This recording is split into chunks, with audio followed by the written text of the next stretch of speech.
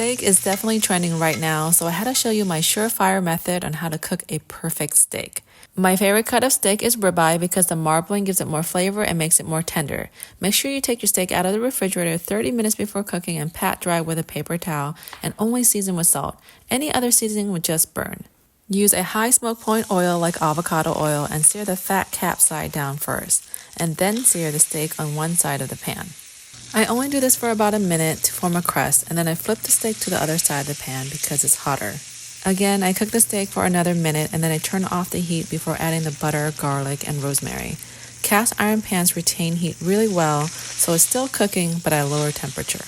Lastly, I'm basting the steak in the garlic, rosemary infused butter before setting it aside to rest for a few minutes. It's important to let your steak rest before cutting into it, or all the juices we worked so hard to sear will seep out. And don't let all that flavor in the pan go to waste. I like to pour it all over my steak. And there you have it, a perfectly cooked steak so tender and full of flavor. Want another amazing steak recipe and recipes high in protein and vegetables? Order a copy of my new cookbook, Healthy My Way, wherever books are sold.